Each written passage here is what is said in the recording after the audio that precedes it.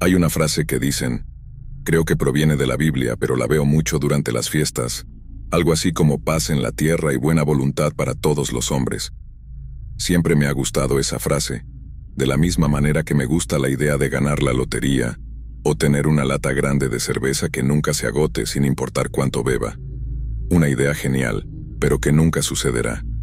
No me malinterpretes, es un pensamiento agradable, pero después de trabajar como detective de homicidios durante casi 15 años, puedo decirte de primera mano que el crimen no toma vacaciones en Navidad. Las personas siempre serán personas, sin importar el día del año, y se engañarán, robarán y matarán entre ellas, incluso en el día más pacífico del año. Durante toda mi carrera en homicidios, fui llamado a escenas en Navidad más del 50% de las veces. Sé que la festividad se supone que trata de paz y, como dije, buena voluntad, pero también hay algo en esa época del año que saca lo peor de las personas. No sé si es el alcohol, el frío o los intentos de fabricar felicidad, pero para algunas personas, las grietas realmente comienzan a mostrarse alrededor de las fiestas. Y con suficientes grietas, las estructuras enteras se desmoronan, a veces con consecuencias fatales. Eso es lo que sospecho que sucedió en un caso que tuve a principios de los años 2000. Mi compañero y yo llegamos a esta casa en la costa norte, un lugar agradable con 400 habitaciones, todas decoradas para las fiestas. Había una mujer tendida en el camino de entrada con 3 heridas de bala alrededor de su cuello y hombros. Al pasar junto a ella, pudimos ver que la puerta principal estaba abierta y en el pasillo, su esposo yacía boca arriba con una única herida de bala bajo su barbilla y sus sesos salpicados por todo el techo y el suelo detrás de él. Esparcidas por el suelo alfombrado de las salas delanteras de la casa, tan exquisitamente decoradas que podrían haber sido la portada de una tarjeta de Navidad, había docenas de hojas de papel impresas. Comenzamos a recoger, fotografiar y analizarlas cuidadosamente, pero creo que solo estábamos aproximadamente un tercio del camino antes de descubrir qué había sucedido. Los trozos de papel mostraban capturas de pantalla de cadenas de mensajes de texto, hilos de correos electrónicos y otras pruebas variadas de infidelidad conyugal. La esposa tenía una aventura. El esposo se enteró y presentó todas las pruebas en la mañana de Navidad, todo envuelto en un gran lazo rojo y blanco. Supongo que ella intentó huir, pero el esposo tenía su arma lista, lo que significa que apenas llegó a la mitad del camino antes de que él la matara a tiros. Luego, una vez que se dio cuenta de lo que había hecho, puso la pistola en su propia barbilla y apretó el gatillo. Parecía un caso bastante simple desencadenado por un cónyuge infiel, pero mientras íbamos siguiendo los pasos para armar nuestro expediente de pruebas, comenzamos a notar algunas inconsistencias aterradoras. En primer lugar, como suele suceder en la mayoría de las investigaciones de homicidios contemporáneas, intentamos localizar los teléfonos celulares de los fallecidos. A menos que un crimen sea totalmente espontáneo, un teléfono suele ser un tesoro de pruebas, ya sea buscando cómo deshacerse de un cadáver o amenazando abiertamente a su futura víctima mediante mensajes de texto. Si bien también necesitábamos corroborar las impresiones con lo que realmente estaba en el teléfono de la esposa, pronto quedó claro que ni el teléfono celular del esposo ni el de la esposa estaban en ninguna parte. Consideramos la posibilidad de que el esposo hubiera desechado u ocultado los teléfonos para evitar que su esposa pidiera ayuda, pero incluso después de poner la casa patas arriba, no pudimos encontrar ninguno de ellos. Fue entonces cuando recurrimos a las compañías de telefonía celular locales para obtener ayuda en la triangulación de los teléfonos. Y si alguien se pregunta cómo funciona eso, básicamente, en tu área habrá una serie de torres de telefonía celular, y cada vez que enciendes tu teléfono, este se comunica con la torre más cercana para recibir datos. Estas torres de telefonía celular almacenan todos los datos de estas pequeñas conversaciones digitales, pero tu teléfono no habla solo con una torre, hablará con varias. Esto significa que las fuerzas del orden, o quien quiera encontrarte, no solo pueden señalar tu ubicación aproximada, sino que también pueden usar la triangulación para determinar tu ubicación con una precisión de unos pocos cientos de yardas, incluso si apagas tu teléfono antes de cometer un crimen. Podemos usar tu última ubicación, conocida a veces como punto focal, para la próxima investigación, y no solo nos permiten determinar la ubicación aproximada de un teléfono, sino que también sabemos la hora en que estaba en cualquier lugar antes de apagarse. Y aquí es donde descubrimos la segunda inconsistencia. Estimamos que la hora de la muerte de la pareja fue entre las 6:30 y las 7 de la mañana. Un vecino dijo que escuchó lo que pensó que eran disparos alrededor de esa hora, pero pensó que era simplemente alguien probando algo que Papá Noel le había traído. Los 3 o 4 disparos que escucharon no fueron seguidos por gritos, sirenas ni nada, así que simplemente volvieron a dormir, agregando que era alrededor de las 7:45 am. En ese caso, ambos, marido y mujer, habrían fallecido a las 7 am o a más tardar a las 7:15 am. Pero si ese era el caso, ¿por qué fue la última señal de ambos teléfonos registrada justo antes de las 8 am? O, dicho de manera sencilla, ¿cómo apagaron sus teléfonos 2 personas muertas después de sus propias muertes? Como puedes imaginar, esto abrió por completo nuestra investigación, ya que significaba que una tercera persona debía haber estado presente en la escena del crimen. Esto sucede de vez en cuando.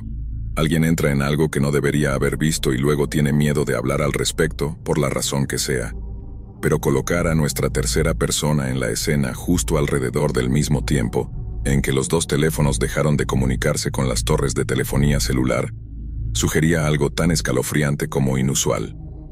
Luego de esta tragedia, alguien pasó por encima de sus cadáveres, apagó sus teléfonos y luego se escapó con ellos por razones desconocidas. En ese momento esperábamos más giros en la historia, pero no tuvimos que esperar mucho. Al principio, cuando se trataba de análisis balísticos, todo parecía estar en orden. La pistola encontrada en la mano del esposo era definitivamente la misma que se usó para dispararle a su esposa, y luego a sí mismo. También había residuos de pólvora en la barbilla del tipo, así como en la boca de la pistola, lo que significa que se disparó a quemarropa en la barbilla. Sus huellas dactilares estaban en el gatillo y en la empuñadura de la pistola, pero 2 cosas llamaron la atención de nuestros expertos en balística como algo sospechoso. Las huellas dactilares en la empuñadura eran considerablemente más tenues que las del gatillo, lo que significa que no hay duda de que él la accionó. Pero lo hizo con un agarre inusualmente suave en la empuñadura de la pistola. Aunque no es imposible disparar un arma de esa manera, no habría podido dispararse de esa manera sin obtener residuos de pólvora en la mano que sostenía la pistola. Y en ese momento, oficialmente teníamos un homicidio en nuestras manos.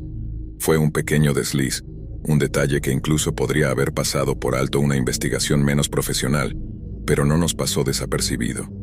Como dije, cambió absolutamente todo en relación con nuestra escena del crimen. De alguna manera, elegir la mañana de Navidad para cometer un doble asesinato mostró un tipo retorcido de genialidad. Cometer el mismo asesinato en un edificio de apartamentos urbanos, incluso en el día de Navidad, te encontraré media docena de testigos al final del día. Pero matar a 2 personas a las 6:45 de la mañana en la periferia, y lo mejor que teníamos era una persona que escuchó los disparos, nadie estaba despierto para ver u oír algo de real importancia. Y al no dejar nada en términos de evidencia forense, nuestro asesino era poco más que un fantasma. Incluso usaron la pistola del esposo para realmente intentar despistarnos, y aunque fuimos lo suficientemente astutos como para entender lo que estábamos viendo, no tuvimos la suerte requerida para poder rastrear a nuestro perpetrador. Y no me malinterpretes, hicimos nuestro mejor esfuerzo absoluto para identificar cualquier vehículo sospechoso que entrara o saliera del área. Empleamos al menos media docena de otras técnicas de investigación extensas para tratar de tener una idea de con quién estábamos tratando, pero cada vez volvimos con las manos vacías, y eventualmente el caso se enfrió oficialmente. Hablando en términos oficiales, todavía es una investigación abierta, y por lo que he oído, ha sido revisado por un par de detectives más, cada uno esperando ser el que lo resuelva. Pero al igual que nosotros, sus esfuerzos resultaron infructuosos y, cada vez, ha sido devuelto al montón de casos no resueltos, esperando que algún otro joven ambicioso y novato se pierda en todo esto una vez más. Por experiencia, los asesinos a sueldo son algo que los detectives de homicidios rara vez encuentran. Las personas se matan entre sí por todo tipo de razones, pero rara vez matan a completos desconocidos por grandes sumas de dinero irrastreables. Francamente, me siento más perturbado por aquellos que matan a parientes o cónyuges para cobrar el dinero del seguro. Puedo entender casi poder apretar el gatillo contra un extraño, pero a mi hijo o a mi esposa, ni por todo el dinero del mundo. Dicho esto, ver evidencia de algo que roza la leyenda urbana fue inquietante, muy inquietante. Fue la única vez que vi una encubierta sofisticada, una que funcionó lo suficiente como para hacernos buscar en el lugar equivocado, el tiempo suficiente para que el asesino se escapara impune. Me hace preguntarme cuántos otros casos son de la misma manera. Alguien desaparece o fallece repentinamente mientras está solo o en peligro, o posiblemente tomando su propia vida. ¿Cuántos casos son etiquetados como un accidente trágico cuando en realidad no lo son?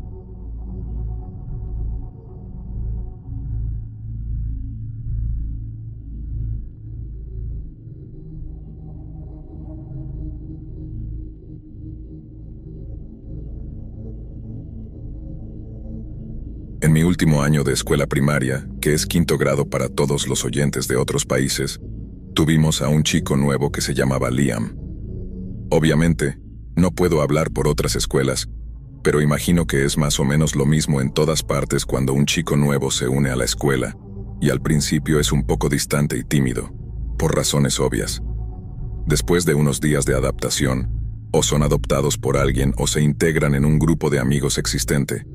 Pero eso no fue lo que sucedió con Liam. Desde el principio los niños comenzaron a decir que Liam olía, y esto fue confirmado por cualquiera que se sentara a su lado en clase, en la asamblea o en la hora de la comida. No olía insoportable ni nada por el estilo, pero recuerdo haberlo olido en un momento y simplemente sentir lástima por él. Tenía solo 10 años, pero lo suficientemente mayores como para saber que si este chico olía, definitivamente había algo mal en su vida en casa. Creo que muchos niños probablemente sentían lo mismo, pero nadie quería acercarse a él por miedo a ser etiquetado como el amigo del chico que olía. Finalmente, cuando alguien finalmente se acercó a Liam, pronto se arrepintieron. Recuerdo que hubo una gran pelea un día en el patio de la escuela y todos los niños corrieron a mirar. Yo no fui diferente, pero cuando miré a los dos que estaban peleando, vi que no era tanto una pelea como una golpiza. Liam estaba golpeando al chico más pequeño alrededor de la cabeza, mientras el chico intentaba desesperadamente protegerse. Los maestros corrieron, abriéndose paso entre el mar de niños que gritaban para detener esta pelea, y Liam fue suspendido por el resto de la semana, mientras que su víctima solo se fue a casa el resto del día. Tuvimos que esperar un día para descubrir cómo había comenzado la pelea, pero cuando lo hicimos fue bastante impactante. Aparentemente lo único que hizo el chico fue acercarse a Liam y preguntarle si quería venir a jugar al fútbol con él y algunos amigos. Y eso fue todo. No hubo respuesta por parte de Liam. Simplemente se lanzó al ataque y comenzó a golpear al chico. Fue bastante aterrador, para ser honesto, incluso a esa edad. Todos sabíamos que Liam era un poco psicópata y así reaccionaba ante una invitación amigable.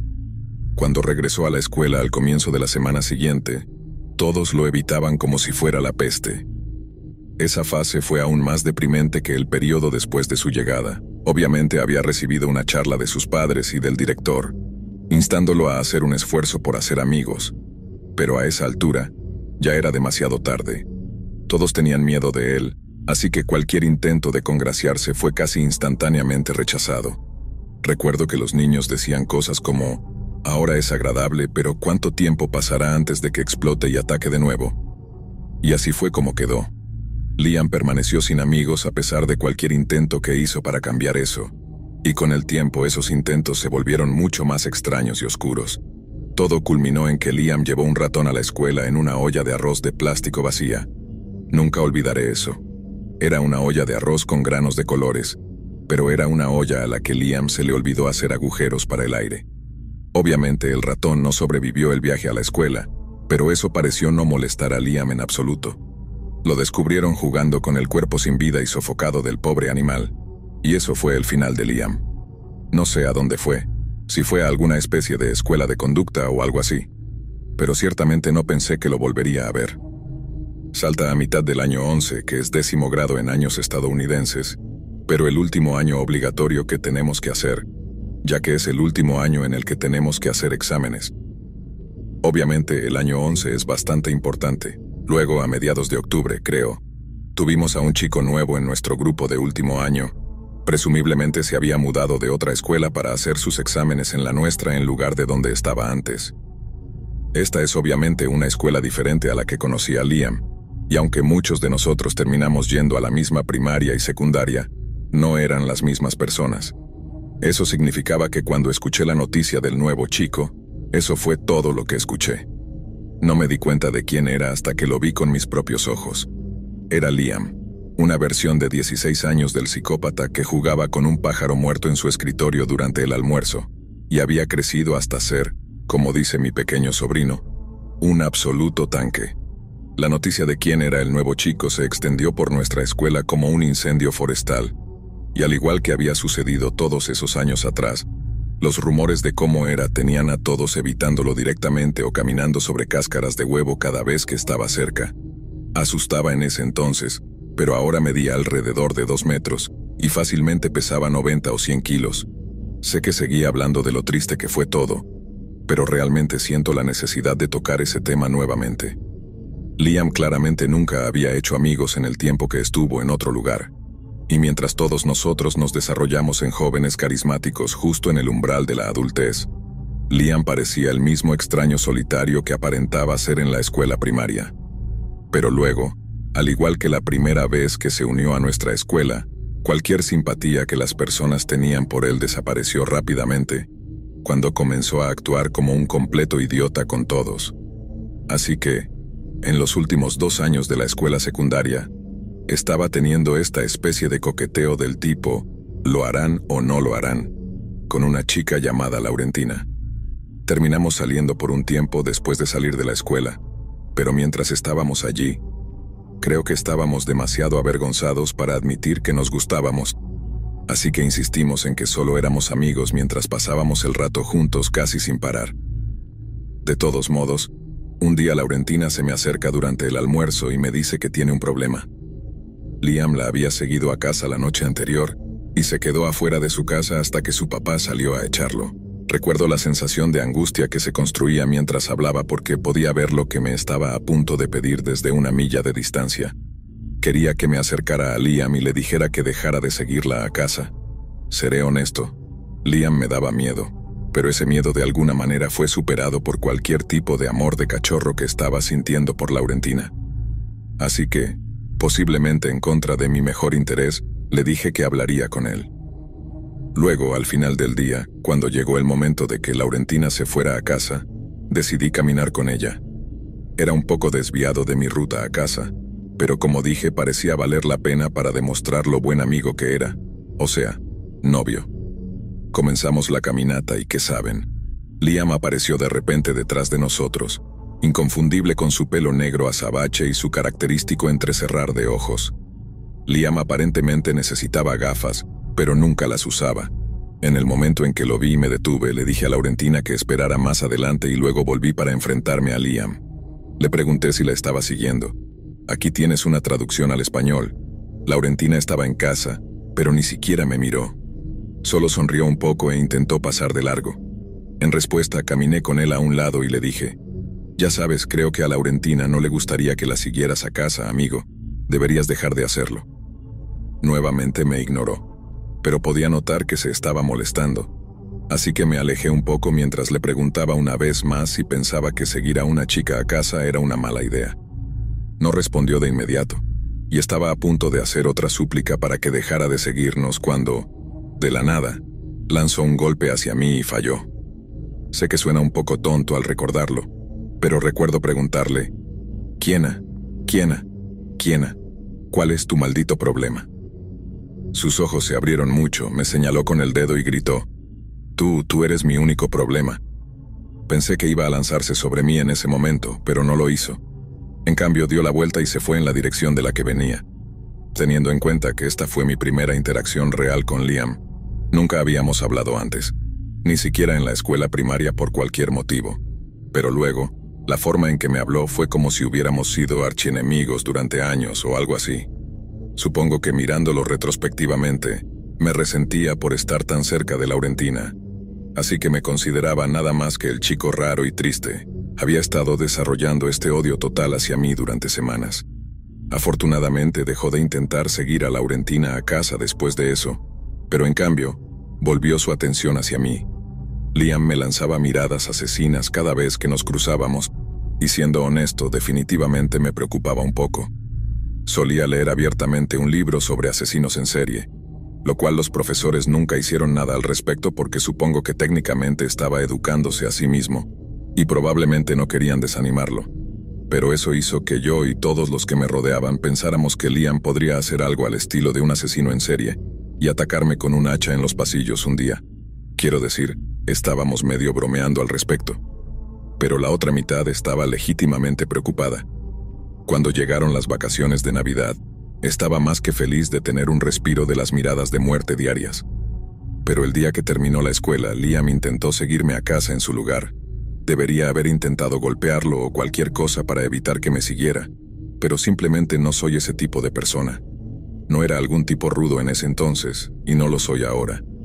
La idea de que yo, un tipo más pequeño y más delgado, intentara pelear con este chico más alto y ancho es simplemente ridícula.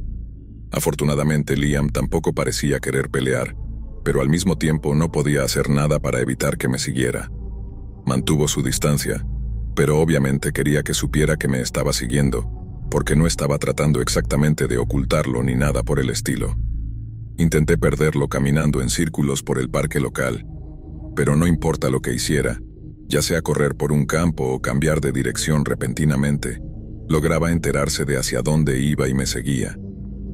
Para cuando llegué a mi casa, pensé que realmente lo había perdido, pero cuando miré por encima del hombro para verificar una última vez antes de entrar por la puerta principal, allí estaba. Me sentí enfermo, no porque me hubiera superado o porque mostrara un nivel de dedicación al estilo de Michael Myers para rastrear mis movimientos, sino porque sentía que ponía en riesgo a mi familia. Casi empecé a lamentar haber defendido a Laurentina de la manera en que lo hice, porque sabíamos que el papá de ella podría manejar la situación. Era un constructor grande y aterrador, mientras que mi papá era mucho más como yo. No era un luchador en absoluto, y definitivamente no era rival para un Liam de 16 años. Recuerdo guardar todo para mí, lo cual fue increíblemente imprudente en retrospectiva. En primer lugar, pensé que terminaría castigado por causar problemas en la escuela y llevarlos a casa. En segundo lugar, sabía que mencionar a Liam a mis padres habría sido una nube oscura sobre nosotros durante todas las vacaciones de Navidad. Estaba horriblemente ansioso, pero a medida que pasaban los días y nos acercábamos cada vez más a la Navidad sin incidentes, comencé a pensar que Liam podría dejarme en paz. Resulta que tenía razón. Liam no estaba planeando hacerme nada a mí ni a mi familia, pero lo mismo no se podía decir de Laurentina en la víspera de Navidad, el 23 de diciembre. Recuerdo que me quedé en la cama mucho más tarde de lo habitual, y me desperté con un montón de llamadas perdidas en mi teléfono, cada una de ellas de Laurentina. La llamé de inmediato asumiendo que debía ser alguna especie de emergencia, y mi mayor temor era que tuviera algo que ver con Liam. Y nuevamente, simplemente resultó que tenía razón. No respondió a mis primeras llamadas, pero me devolvió la llamada bastante rápido y básicamente dijo: «Espero que estés sentado cómodamente porque tengo una historia para ti. Verás, la noche anterior, todos en la casa de Laurentina estaban en la cama cuando su papá fue despertado por un ruido que venía de abajo. La casa de Laurentina en ese momento era alta y delgada, con la sala de televisión y el comedor en la planta baja, la habitación de los padres y el baño en el primer piso, y las habitaciones de los dos niños en el piso superior. Laurentina dijo que no escuchó nada hasta mucho más tarde, pero sus padres sí, y cuando se despertaron, escucharon algo proveniente del patio trasero. El papá de Laurentina mira por la ventana trasera y ve a una persona vestida de negro llevando una mochila y tratando literalmente de empujar las puertas del patio trasero. El papá de Laurentina se armó con un bate de béisbol que guardaba debajo de su cama mientras su mamá llamaba a la policía, y juntos observaron a esta figura oscura, tratando y fallando una y otra vez en empujar las puertas del patio trasero. Supongo que fue un intento de entrar a la casa tan silenciosamente como fuera posible, y habiendo visto esas puertas del patio trasero por mí mismo, sé que se abren tanto hacia afuera como hacia adentro. Mi punto es que había una posibilidad real de que, si alguien hubiera olvidado cerrar bien la puerta, la persona podría haber logrado entrar a la casa casi en completo silencio. De todos modos, Ya que era un crimen en progreso, como dicen, la policía llegó bastante rápido. Se movieron sigilosamente por la parte trasera y derribaron al intruso. Y en eso, el papá de Laurentina baja corriendo para darles una mano. Pero Laurentina dijo que todo lo que seguía diciendo era: déjenme echarle un vistazo, déjenme echarle un vistazo. Los ladrones son lamentablemente comunes en esta época del año, con todo tipo de regalos de Navidad caros simplemente sentados debajo de varios árboles. Creo que esa fue probablemente la primera idea de todos, pero a Laurentina le pegó un poco antes de que le pegara a su papá, porque fue solo cuando él dijo: déjame echarle un vistazo, que ella se dio cuenta de quién podría haber sido, o más bien, quién era. Dijo que tuvo escalofríos en el momento en que su papá dijo: sí, es él. Estuvo aquí hace unas semanas después de seguir a mi hija a casa. Era Liam. El hecho de que intentara entrar a su casa en medio de la noche fue lo suficientemente aterrador, pero eso no fue nada en comparación con lo que Liam tenía en su mochila. La policía encontró todo tipo de píldoras, cuerdas, cuchillos, herramientas, un montón de auriculares baratos y una cinta de cassette. La policía le dijo al papá de Laurentina que intentaron reproducir la cinta, pero todo lo que había en ella era una especie extraña de música discordante. Liam no explicaría lo que estaba planeando hacer. Sé que fue arrestado, pero terminó siendo acusado de un montón de cosas diferentes y no creo que pueda recordar todas de memoria. Sé que fue acusado de intento de allanamiento de morada, pero luego hubo otros cargos relacionados con conspiración para hacer todo tipo de cosas diferentes. Creo que secuestro fue uno, lesiones graves fue otro, pero luego había cosas sueltas relacionadas con toda la basura que tenía en su mochila, algo así como conspiración para administrar venenos, algo así. De todos modos, independientemente, Liam terminó haciendo un acto de desaparición por segunda vez, para nuestro alivio. Y si logró presentar sus exámenes, definitivamente no fue en nuestra escuela. A veces me pregunto si terminó yendo a una prisión juvenil y por cuánto tiempo, porque si dependiera de mí, estaría en algún tipo de manicomio para recibir un tratamiento adecuado. Estaba tan claramente mal desde el principio que simplemente tiene sentido pensar que o bien tenía algo malo en él, o provenía de un hogar extremadamente trastornado con quién sabe qué tipo de padres allí para arruinarlo. De todos modos, si quedó encerrado, espero que haya recibido un tratamiento real para lo que sea que estuviera mal con él, en lugar de empeorar cada vez más hasta que termine viéndolo en la portada de un periódico por algo verdaderamente terrible que haya hecho. Lo más extraño es que a veces pienso que eso podría involucrarme a mí. Ya se había presentado 2 veces en mi vida. ¿Por qué no una tercera? Y si empeoró con la edad, ¿cómo será si de repente me encuentro con él en un callejón oscuro una noche? Supongo que nunca sabré las respuestas a esas preguntas, pero lo que sí sé es que si alguna vez me encuentro con Liam, correré una milla en dirección contraria solo para evitarlo.